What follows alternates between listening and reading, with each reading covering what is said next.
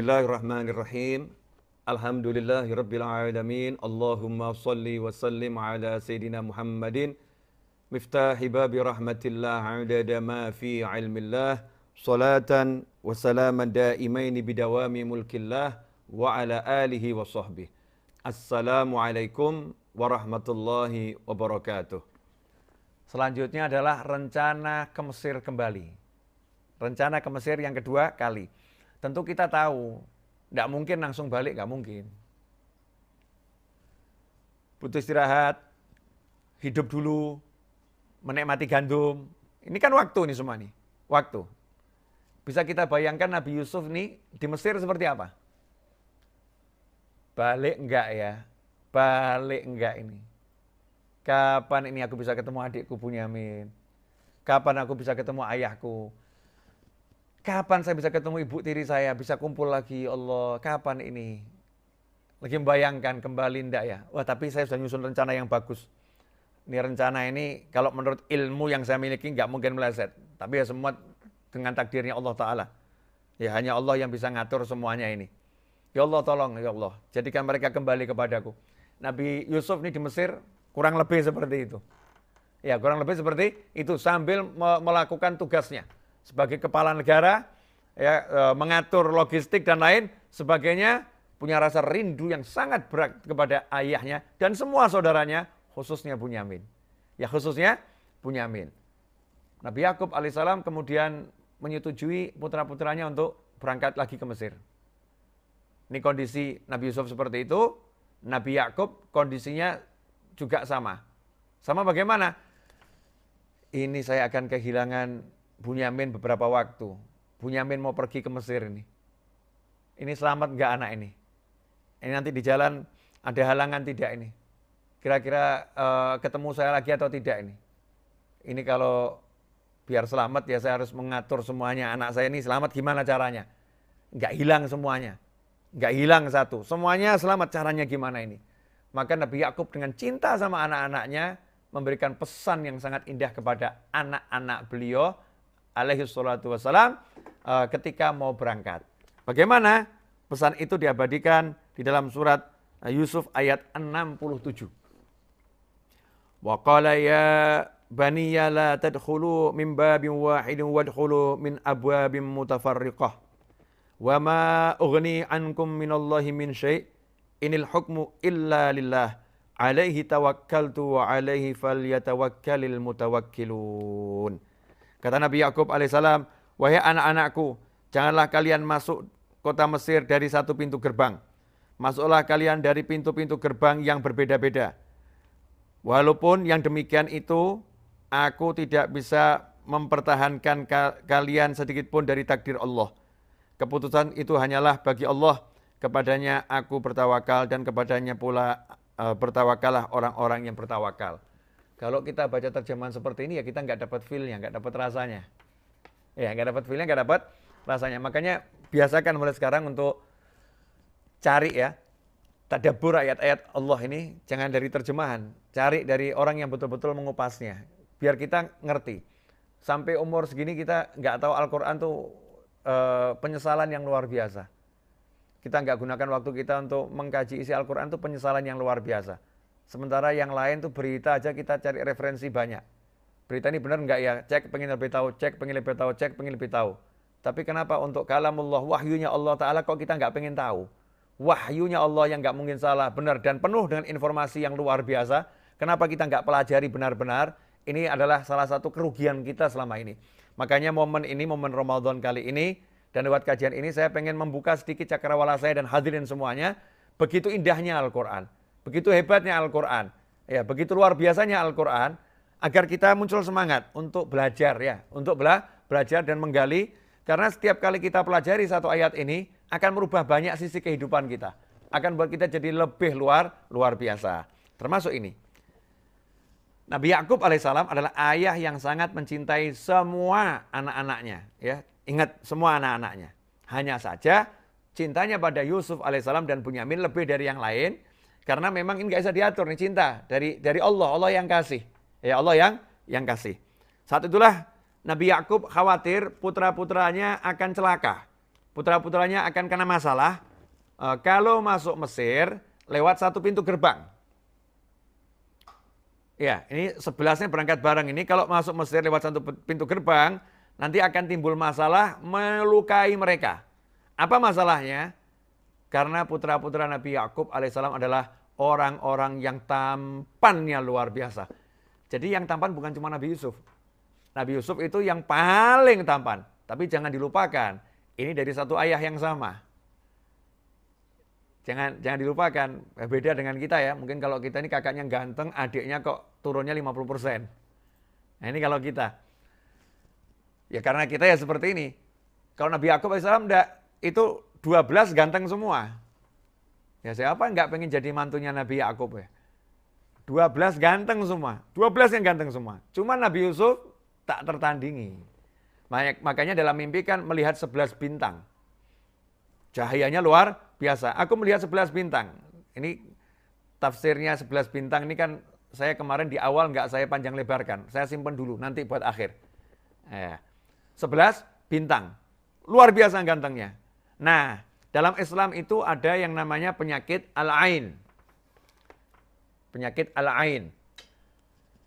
Ini kadang umat Islam kurang paham. Kita sebagai umat Islam nggak paham. Kata Nabi SAW, al-ain haq. Kama qala SAW.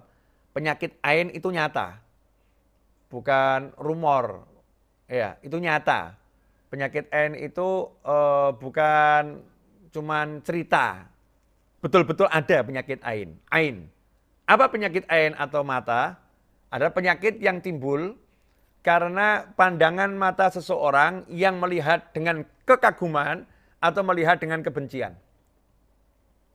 Jadi kagum atau benci. Itu akan menimbulkan penyakit buat yang dilihat. Tidak semua orang pandangan matanya seperti itu. Jadi ada hamba-hamba Allah yang dengan kekuasaan Allah, karena manusia ini ciptaan terbaiknya Allah Subhanahu wa taala, ciptaan terindahnya Allah Subhanahu wa taala, maka Allah menitipkan kekuatan dalam pandangannya. Allah menitipkan kekuatan dalam pandangannya. Nah, ada yang pandangannya ini kekuatannya lebih. Kekuatannya lebih sehingga kalau dia melihat sesuatu yang mengagumkan hatinya, terperanjat gitu, maka yang dilihat itu bisa celaka. Seperti ditembak des dengan pandangannya. Kena itu. Ya, atau benci. Dia lihat sesuatu nggak suka, dilihat gitu, yang dilihat bisa celaka. Contohnya misalnya ada orang baru beli mobil. Mobilnya lewat di satu jalan. Mobilnya nggak salah, yang nyopir nggak salah. Terus di pinggir jalan ada orang yang matanya kuat.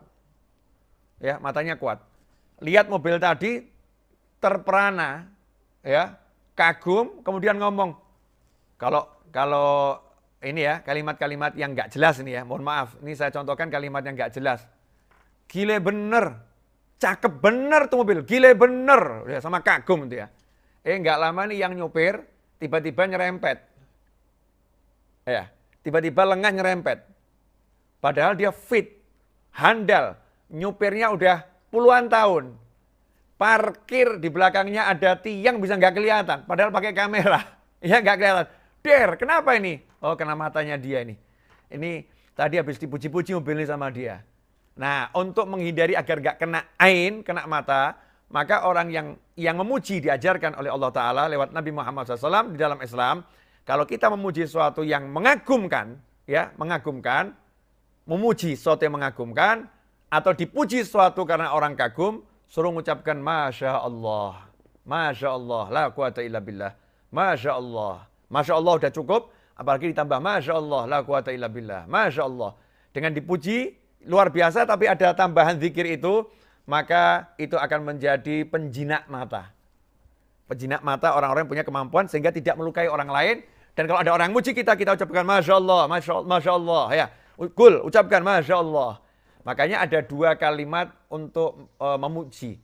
Maka kalau kagum kan disuruh mengucapkan kalimat zikir. Ada Subhanallah, ada Masya Allah. Subhanallah ini kalau kita memuji secara umum, kagum secara umum. Langit yang biru, Subhanallah langitnya. Karena langit nggak akan kena mata kita. Gunung ya, yang indah, Subhanallah ya. Itu gunung. Kemudian kita lihat ada bunga yang indah, Subhanallah ini. Kita lihat dengan kalimat tasbih. Seperti Allah menjelaskan kekaguman atas perbuatannya sendiri. Subhanalladzi asra bi abdihi sampai akhir. Maha suci Allah, maha agung Allah yang telah memperjalankan hambanya pada sebagian kecil dari waktu malam, yaitu kisah Isra dan Mi'rajnya Nabi Muhammad sallallahu alaihi wasallam. Allah mencontohkan dengan tasbih. Subhanalladzi. Jadi Allah mengagumi. Ini peristiwa mengagumkan. Ayo bertasbih. Makanya kalau ada yang mengagumkan, ucapkan subhanallah, subhanallah, subhanallah. Masya Allah, itu kalau kita ucapkan kepada orang lain. Kita kagum pada orang lain, kita ucapkan Masya Allah. Kita kagum pada benda-benda yang akan kita khawatir terkena akibat kekaguman pandangan kita, kita ucapkan Masya Allah. Itu obatnya. Nah, itu pernah dulu ada orang yang punya kemampuan seperti itu di Timur Tengah. Kemudian ada orang yang punya kemampuan untuk ngobati. Ya, untuk ngobati. Ya, dengan kalau ada yang kena ain, itu ada doa-doanya biar sebagai penawar. Maka diuji cobakan, ada onta yang sangat bagus ya. Onta sangat bagus itu dilewatkan di depan orang yang matanya memang seperti itu. Dilewatkan. Maka begitu lihat onta tadi, dia teriak gitu ya. Wah, ini onta luar biasa ini. Ontanya langsung jatuh. Blek, langsung jatuh. Ini ain. Kemampuan mata itu ada. Dan Al-Quran ini sebagai bukti, maka kita harus percaya kalau ain ada, karena di Al-Quran sendiri, Nabi Yakub alaihissalam menjaga anak-anaknya agar tidak kena ain warga Mesir. Ya, agar tidak kena ain warga Mesir. Ini orang-orang ganteng nih. Di situ juga ada isyarat, mungkin orang-orang Mesir juga banyak yang punya penglihatan yang tajam. Penglihatan yang punya kekuatan, yang kalau kita tidak mengucapkan Masya Allah, atau kita tidak sholawatin, nggak kita zikirin, maka kita bisa terkena sesuatu. Nah, dalam banyak kasus, ada orang yang punya anak kecil. Mohon maaf nih saya panjangkan dikit karena ini penting ya. Penting. Punya anak masih bayi. Ini sering anaknya ditontonkan orang. Update status ya. Anaknya lucu di foto, pasang di statusnya, ditaruh di Instagramnya. Tiba-tiba lama kemudian anaknya sakit panas. Sakit panas, dicek sama dokter, nggak ada radang. Ya, lambungnya normal, semua normal. Panasnya semakin tinggi. Sampai dicek pakai apa ini ada virusnya, enggak ada virusnya. Diambil sampel, ada virus, enggak ada virusnya. Semakin tinggi dan mengkhawatirkan, nyawanya terancam. Bisa jadi itu kena ain mata. Ya, kenapa? Karena kita upload gambar, enggak pakai ngucap Masya Allah. Dan niatnya niat pamer, nanti dikagumi orang yang ngagumi juga enggak ngucap Masya Allah. Akhirnya anaknya yang kena. Ya, akhirnya anaknya yang kena. Pernah dulu di Surabaya ada satu kerabat saya, anaknya sakit, dibawa ke dokter. Ya tentu nih ya, SOP harus dijalankan, jangan salah ya. Sakit, bawa ke dokter. Dibawa ke dokter, diperiksakan, dicek sakitnya apa ini, sakitnya apa. Ternyata dokter angkat tangan, enggak kami temukan penyakitnya. Tapi nangis terus, suhu tinggi, suhu badan tinggi. Jangan ngomong jin, jangan ngomong setan. Ini kerasukan jin setan. Enggak, ini bukan urusan jin sama setan. Ini ilmiah. Ilmiah Qur'aniyah ya. Bukan jin, bukan setan. Ini kekuatan manusia. Sebagaimana racun bisa berpengaruh kepada manusia, daun-daunan yang beracun bisa berpengaruh pada manusia, maka tubuh manusia yang satu ini bisa berpengaruh pada tubuh manusia yang lain. Hati manusia yang satu bisa berpengaruh pada hati manusia yang lain. Senangnya, bahagianya seseorang di hatinya bisa membuat yang di sekitarnya pun ikut bahagia. Orang yang lagi sedih bisa membuat yang di sekitarnya tiba-tiba merasa suntuk. Manusia punya seperti itu. Nah, Islam menjelaskan. Inilah indahnya Islam. Islam menjelaskan dengan detail, dengan lengkap. Maka kerabat saya tadi, karena tahu Rasul Muhammad SAW mengatakan ain itu hak, penyakit karena pandangan mata hak, maka pergi ke tempatnya ulama. Yang dikenal punya doa-doa yang bisa untuk menyembuhkan penyakit ain. Maka cuma dikasih air doa dari ayat-ayat Allah Ta'ala, disuruh minumkan sedikit, ya basuh-basuhkan ke anak tadi, langsung sembuh. Ya langsung sembuh. Ini bukan sesuatu yang klinik ikhwani, ya bukan klinik. Nah, ini ajarannya Nabi Muhammad SAW, ajarannya Rasulullah. Ini ajaran Al-Quran. Nah kita kalau nggak paham, kita nanti hidup dalam keadaan yang buta. Kalau ada masalah nggak tahu. Ini kalau ada masalah, ya ini salah satu solusinya. Dan ain ini bukan cuma bisa kena ke tubuh manusia, bisa kena ke hewan, bisa kena ke barang. Ya, makanya kalau rumah tanggamu cekcok terus, jangan-jangan kena mata itu. Ya, mungkin ada orang yang terlampau kagum ya sama rumah tangga kalian, ini rumah tangganya hebat bener ini, hebat bener, tidak dimasya Allahi. Atau mungkin kena mata kalian sendiri. Wah kita ini orang yang sangat romantis kita ini luar biasa ya, nggak seperti orang lain, muji-muji dirinya sendiri. Akhirnya kena matanya sendiri karena matanya ternyata kuat. Ya, matanya ternyata kuat. Ikhwani rahimakumullah. Maka agar anak-anaknya tidak kena penyakit ain, nggak kena penyakit mata, nggak celaka karena pandangan orang, Nabi Yakub alaihissalam memerintahkan ke 11 putranya untuk masuk Mesir dari pintu yang berbeda. Karena Mesir tidak punya satu pintu, pintunya banyak. Artinya memecah kekuatan. Sehingga kalau yang masuk satu ini, orang cuman, selesai hilang. Tapi kalau ada 11 orang ganteng semua jalan bareng, orang kan, gitu, nggak rampung tuh nanti. Bahaya. Maka dipecah kekuatannya ya. Kesana, kesana, kesana, kesana. Inilah ilmu yang Allah berikan pada Nabi Yakub alaihissalam. Tapi ingat, Nabi Yakub berkata di dalam ayat ini, dan ini pelajaran yang luar biasa buat kita semua. Nanti saya akan terangkan hikmahnya. Alhamdulillah. Saya udah bicara kurang lebih hampir 1 jam, belum 1 jam, baru hampir. Ya, dikatakan di sini, wa ma ughni ankum minallahi min syai'. Saran saya ini, yang saya ajarkan kepada kalian ini, ya coba dilihat di ayat yang ke-67 tadi ya. Wa ma ughni ankum minallahi min syai'. Ya, wa ma ughni ankum minallahi min syai'. Nabi Yakub berkata, apa yang aku ajarkan kepada kalian ini sekali-kali tidak akan bisa menyelamatkan kalian dari takdirnya Allah Subhanahu wa taala. Ya, sekali-kali tidak akan bisa menyelamatkan kalian dari takdirnya Allah Subhanahu wa taala. Semua yang aku ajarkan ini, semua yang kalian lakukan ini, SOP ini ya yang kita akan jalankan ini tidak akan bisa menyelamatkan dari takdirnya Allah Subhanahu wa taala. Tidak bisa. Cuman SOP-nya harus dijalankan. Takdir, urusan takdir. Kita sebagai manusia menjalankan sesuai ilmu yang ada. Ilmunya begini jalankan, tapi jangan mengandalkan ilmu sama sekali. Jangan mengandalkan kemampuan kalian udah masuk lewat pintu yang berbeda. Jangan mengandalkan kalian ini yang ngajarin ayah saya seorang nabi. Enggak, ya itu enggak bisa diandalkan sama sekali. Andalkan Allah terus. Ya, andalkan Allah terus. Makanya Nabi Yakub alaihissalam berkata, inil hukmu illa lillah. Yang punya kekuatan, yang punya kekuasaan itu Allah Ta'ala. Jadi kalaupun kalian lewat 11 pintu yang berbeda sekalipun, atau kalian itu pakai penutup kepala sekalipun, kalian berbuat apapun, ya kalau Allah bilang kena mata, ya tetap kena mata. Kena ain, ya kena ain. Artinya usaha manusia itu tidak bisa membuat lari dari takdirnya Allah Subhanahu wa taala, tapi manusia wajib berusaha karena manusia nggak tahu ilmunya Allah Subhanahu wa taala. Ikhwani rahimakumullah. Alaihi tawakkaltu wa alaihi falyatawakkalil mutawakkilun. Nabi Yakub alaihissalam ngomong sama anaknya. Nah, saya ajarkan semua ilmu ini bukan berarti saya tawakalnya sama ilmu saya. Bukan berarti saya bersandarnya sama ilmu saya. Bukan berarti saya itu mengandalkan ilmu saya. Enggak loh ya, jangan salah. Tidak demikian. Kalian jangan seperti itu loh. Jangan bersandar pada ilmu yang saya ajarkan. Jangan berpegang menjadikan ilmu yang saya ajarkan ini satu-satunya pegangan, tidak begitu.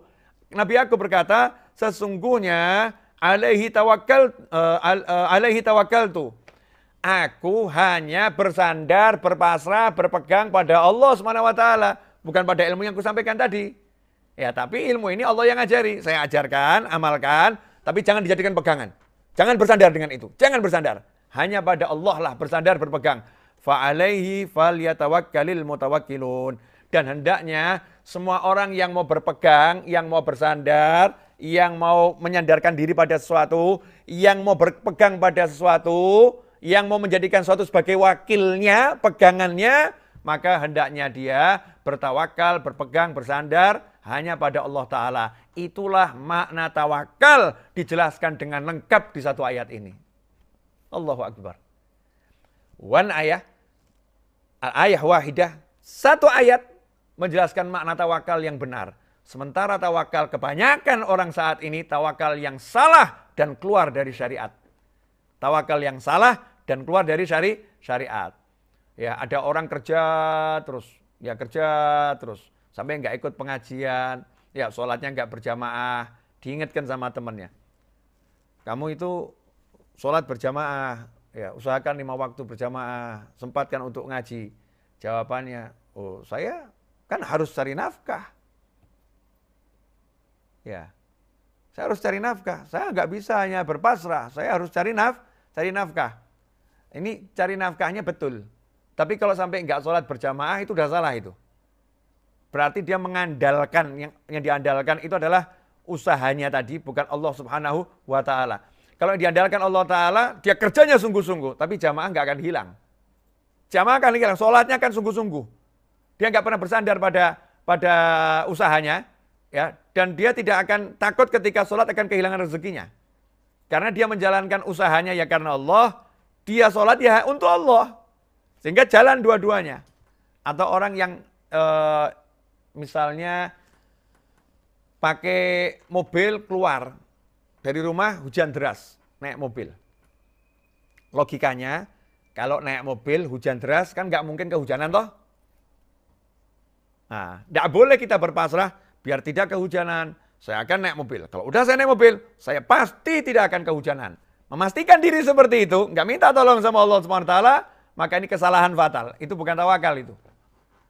Jadi kalau mau tawakal itu, ya cari mobil, masuk ke dalam mobil, naik, di dalam mobil juga ngomong, mobil ini tidak bisa menyelamatkanku dari hujan.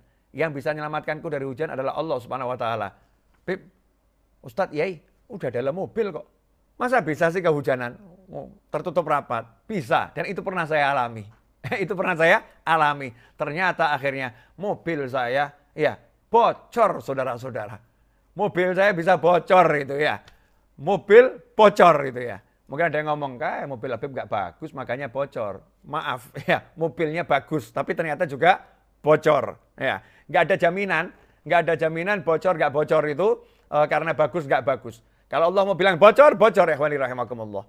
Allah bilang kehujanan, kehujanan. Makanya jangan mengandalkan kemampuan, jangan mengandalkan ilmu. Tapi jangan kemudian ya udahlah, saya keluarkan, insya Allah nggak kehujanan, terus nggak pakai payung, ya, terus nggak mau pakai mobil, nggak naik becak, ya, nggak pakai mantel, ya secara zahir kamu kehujanan, nggak boleh seperti itu. Saya mau tawakal, saya mau berlindung sama Allah, saya pasrah sama Allah, dan nggak usah pakai payung, saya nggak akan kehujanan, jalan begitu, nggak bisa demikian. Terapkan ilmunya, ya terapkan ilmunya, persyaratannya, SOP-nya jalankan, tapi jangan berpegangan. Arti tawakal itu adalah menjadikan Allah sebagai wakil. Dari kata-kata wakil, Allah sebagai wakil, Allah sebagai pelindung, Allah sebagai pembela, Allah sebagai sandaran, Allah sebagai pegangan, itu artinya. Nabi Yakub alaihissalam berkata kepada putra-putranya, aku tidak bisa menyelamatkan kalian dari takdirnya Allah Subhanahu wa Ta'ala. Aku hanya berpegang pada Allah, bersandar pada Allah. Hendaknya kalian orang-orang yang mau tawakal, mau berpegangan ya sama Allah, jangan sama ilmu ini. Ya, jangan sama ilmu ini, tapi ilmunya jalankan. Apa jawaban dari ayat selanjutnya? Ayat yang ke-68. Walamma dakhalu min haitsu amarahum abuhum maka na yughni anhum minallahi min syai'in illa hajatan fi nafsi Yaqub qadhaha wa innahu ladzu ilmin lima 'allamnahu walakin aktsarun nasi la ya'lamun. Ayat selanjutnya Allah menjawab. Allah menjawab, betul tuh Nabi Yakub alaihissalam. Yakub tuh betul-betul punya ilmu. Yang diajarkan Nabi Yakub tuh betul. Masuk dari 11 pintu yang berbeda atau berapa pintu yang berbeda itu benar. Untuk menghindari ain benar. Ilmunya Nabi Yakub benar. Kata Allah Subhanahu wa Ta'ala, wa innahu ladzu ilmin lima 'allamnah. Dan sungguh Yakub itu punya ilmu dari apa yang kami ajarkan. Ya, buktinya punya ilmu, dia amalkan ilmunya itu. Diajari anak-anaknya untuk lewat pintu yang berbeda-beda. Dia punya ilmu dan yang ngajarin kami. Ya, ilmunya ada dan Allah yang ngajarkan, kata Allah Subhanahu wa Ta'ala. Tetapi kebanyakan manusia tidak mengetahui. Ya, kebanyakan manusia tidak mengetahui. Ikhwani rahimakumullah. Ilmunya Nabi Yakub diakui oleh Allah Subhanahu wa Ta'ala. Dan Nabi Yakub menjalankan ilmunya itu, ya tentunya atas petunjuk Allah Subhanahu wa Ta'ala. Tetapi Allah mengajarkan pada Nabi Yakub alaihissalam di ayat ini, maka na yughni anhum minallahi min syai'. Apa yang dilakukan Yakub terhadap anak-anaknya dan kemudian oleh anak-anaknya diamalkan, mereka masuk Mesir lewat pintu yang berbeda-beda, sebagaimana disebutkan di ayat ini, itu sama sekali tidak bisa menyelamatkan mereka dari takdirnya Allah Subhanahu wa Ta'ala. Dikatakan di ayat yang ke-68. Ya, ayat 68 kalau kita baca terjemahannya, dan ketika mereka masuk sesuai dengan perintah ayah mereka, masuknya itu dari pintu yang berbeda-beda, yang demikian itu tidak dapat menolak sedikit pun keputusan Allah. Tetapi itu hanya suatu keinginan pada diri Yakub yang telah ditetapkannya. Dan sungguhnya dia mempunyai pengetahuan, karena kami telah mengajarkan kepadanya, tetapi kebanyakan manusia tidak mengetahui. Jadi Nabi Yakub punya ilmu, ilmunya diajarkan, ya, disampaikan, diamalkan oleh anak-anaknya. Nah itu bagus. Jalankan ilmumu, mau bangun rumah, mau buka toko, mau bisnis, ilmunya jalankan. Tapi ilmumu itu sama sekali tidak bisa membuat kamu selamat dari takdirnya Allah Ta'ala. Sehebat apapun Anda bekerja, dengan ilmu apapun, kalau Allah bilang kamu masih belum akan dapat rezeki yang banyak, ya nggak akan dapat rezeki yang banyak. Tetapi ilmunya jalankan. Dengan menjalankan ilmu yang dari Allah Ta'ala, dapat pahala. Ya dapat pahala. Nah ini yang penting. Kalau mau tawakal sama Allah, jangan sama ilmumu. Jangan sama pengetahuanmu. Jangan sama rekanmu. Jangan sama temanmu. Jangan sama tabunganmu. Tapi tawakal, pasrah, berpegang pada Allah Subhanahu wa Ta'ala. Kemudian Allah Ta'ala menyatakan di ayat ini juga bahwasanya lima allamnahu. Ilmu yang didapat Nabi Yakub itu langsung dari Allah Subhanahu wa Ta'ala. Langsung dari Allah Ta'ala. Ikhwani rahimakumullah. Ya alhamdulillah tidak terasa, coba lihat Mas Yo, saya sudah bicara berapa lama? 1 jam kurang lebih ya, 1 jam lewat sekian. Sudah sangat banyak yang kita pelajari. Saya keep dulu sampai di sini. Nanti malam kita akan lanjutkan insya Allah. Ya, ini cukup menarik biar kita tidak nyambung ke kisah berikutnya sekarang. Karena kalau nyambung kisah berikutnya sekarang, ya apa yang poin pokok pada pagi hari ini atau siang hari ini bisa lupa nanti. Saya cuma mau garis bawahi. Pokok kajian siang hari ini itu ada 2 hal yang utama. Yang pertama adalah kemampuan Nabi Yakub alaihissalam untuk membuktikan fasobrun jamil. Beliau betul-betul sabar sehingga tidak mengungkit masa lampau. Yang nggak enak itu nggak disebut-sebut. Sama sekali nggak disebut. Ya, makanya berbicara kepada anaknya pun tanpa mengingat hal yang nggak enak. Jadi nggak ngelukai hati anaknya. Cuman karena ini urusannya membawa lagi, ya kalian minta dipercaya. Dulu sudah saya percaya, tapi kenyataannya seperti itu. Sekarang saya akan percaya lagi dengan syarat. Saya percaya lagi dengan syarat. Muslim jangan masuk, mukmin jangan masuk kedua lubang, jatuh ke dalam lubang yang sama 2 kali. Jangan jatuh ke dalam lubang yang sama 2 kali. Sekarang kamu saya kasih syarat. Syarat dipenuhi, berangkat sang anak. Anak ini berangkat 11, di rumah nggak ada anak lagi loh. Di rumah nggak ada anak lagi nih, tinggal Nabi Yakub bersama istrinya ini. Nah mungkin kalau orang tua zaman sekarang, yes, rumah nggak ada anak-anak. Pak, kita jadi manten baru lagi ya Pak, nggak mikir anaknya.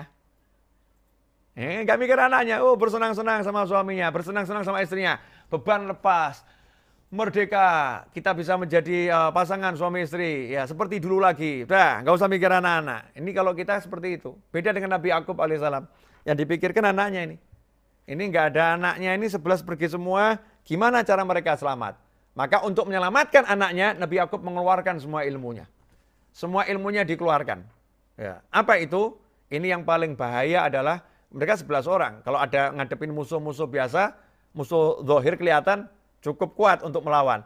Tapi kalau musuhnya bukan musuh, ya kalau musuhnya bukan musuh, orang yang nggak sengaja ya melihat ternyata jadi penyakit. Dengan melihat jadi penyakit. Caranya bagaimana? Wah, ini caranya berarti saya harus tunjukkan ilmu saya. Nah, kamu lewat pintu yang berbeda-beda. Pintu yang berbeda-beda. Dan itu tidak dimiliki orang lain. Pemahaman seperti Nabi Yakub saat itu, Nabi Yakub yang punya. Ya, Nabi Yakub yang punya. Lewat pintu yang lain. Dan sekarang kita diwariskan dalam Al-Quran ilmu ini. Ilmu menghindari ain. Ilmu menghindari ain. Makanya jangan menganggap remeh ain. Ya, ilmu menghindari ain. Karena itu kalau memuji sesuatu, ucapkan Masya Allah, Allahumma sholli ala Sayyidina Muhammad. Kalau melihat sesuatu yang mengagumkan, ucapkan Masya Allah, Allahumma sholli ala Sayyidina Muhammad. Sehingga kita tidak mencelakai orang lain tidak celaka karena kita, dan kita juga tidak celaka karena orang lain. Ya, terutama kalau gendong anak, itu kan, ada yang muji anaknya lucunya, Masya Allah, ucapkan Masya Allah. Allahumma sholli ala sayyidina Muhammad. Ya, Allahumma sholli ala sayyidina Muhammad. Masya Allah. Biar anaknya nggak celaka. Biar anaknya selamat dari ain. Karena kita nggak tahu yang punya ain yang mana. Sekarang saja orang nggak tahu yang punya corona yang mana. Semua menjaga jarak, semua pakai masker dan lain sebagainya. Kalau ini yang jelas diajarkan Al-Quran ini. Ya, jelas ada penyakitnya itu ada nyata, ain. Tetapi kita kok nggak perhatian. Ikhwani rahimakumullah. Itu yang bisa saya sampaikan. Insya Allah nanti malam kita lanjut.